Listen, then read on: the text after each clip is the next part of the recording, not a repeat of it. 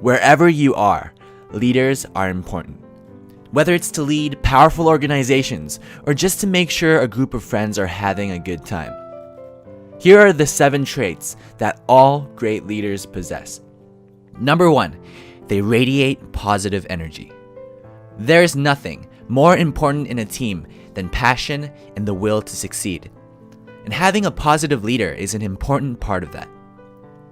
Sometimes I sign onto Facebook and I see these status updates that just reeks of negativity. These people are not good leaders, and more often than not, they are not very successful either. Great leaders radiate positive energy. Not only does that make them more likable, leading to more trust, it also boosts the team's morale. And countless studies have shown a positive relationship between team morale and productivity. Number 2, they have a proactive attitude. When something goes wrong, it's easy to blame someone else or to find out why it happened immediately. But great leaders put that aside. They shift their focus entirely on solving the problem. I used to be in charge of the takeout service at the restaurant I worked at. So basically, people would call to make their order, and my job is to make sure everything is packed and given to the right person. It was a really busy restaurant, so mistakes weren't that uncommon. This one time, after a customer came to pick up his food, I realized that we forgot to pack part of his order.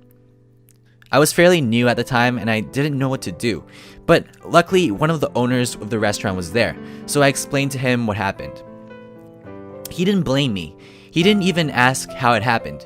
Instead, he told me to call the customer, apologize for what happened, and then tell him that we will personally deliver the missing part of his order to his house. At the end of the day, the owner sat down with me to talk about how we can prevent something like this from happening again, but he did it at the end of the day, not when the problem was still unresolved. Great leaders know what to focus on at any given point in time. They are proactive. Number 3, they delegate tasks completely. Great leaders realize that they can't do everything themselves, so they focus on the most difficult tasks and delegates the rest to others. Let's say you make more than $30 an hour, yet every week you still spend several hours cleaning your house and doing the laundry. Considering a maid costs around $30 an hour, you might decide it's worthwhile to hire one to do your housework for you. When I first started delegating my work to others, I was hesitant because I knew that I could probably do a better job than the person I'm assigning it to.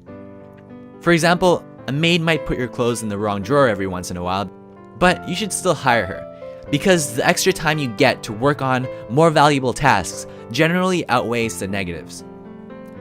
Delegating also means fully trusting your team to do the task without micromanaging their every move. Great leaders delegate tasks to others and trust them to get the job done. Number 4, they are approachable. A great leader is one who their teammates could see themselves approaching whenever they have a concern or when they simply need someone to discuss things to. When Sam Walton opened over a dozen Walmart stores, he was still available to privately talk to any one of his thousands of employees. Was this the reason Sam Walton was so successful? We can't say for sure, but he is a prime example of someone who's approachable. And it so happens he's also one of the most notable leaders in the last 3 decades. There is a saying that's very appropriate in this situation, and that is, a non-productive work environment is one where employees are discouraged to speak up, fearing the loss of their jobs.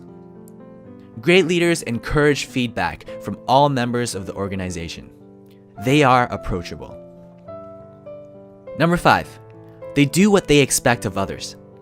If you expect your team to work hard and produce great results, you're going to have to do the same. When I was a kid, I worked at Wendy's, the fast food restaurant. There were 2 managers there, Maria and Francis.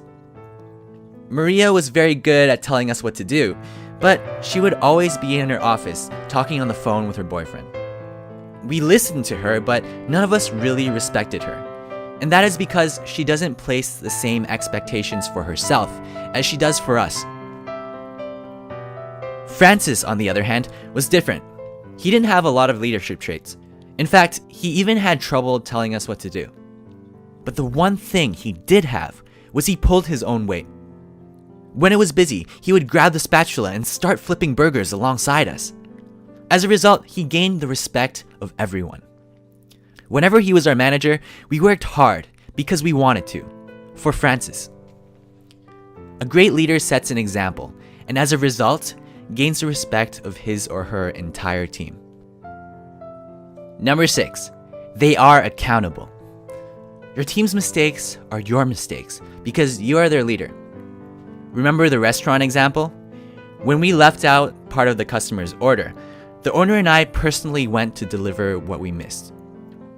Imagine the owner of a restaurant coming to your doorstep to apologize for their mistake. That is unheard of, and yet that is exactly the level of accountability great leaders practice all the time. It's not just about responsibility, it's about taking the next step to make things right. Great leaders are accountable. And lastly, they are decisive. A lot of times, leaders have to make decisions that they are not sure of. But once they have enough evidence to suggest making that decision, they stick with it, and they do it with confidence. Imagine that you are the commander of an army, and you have to make the decision whether to enter the enemy territory from the north or from the west. There's no information as to which one makes more sense, but you will still have to choose. Because without you, their leader, half of your army might decide to invade from the north, and half from the west, and some might even call it quits and retreat.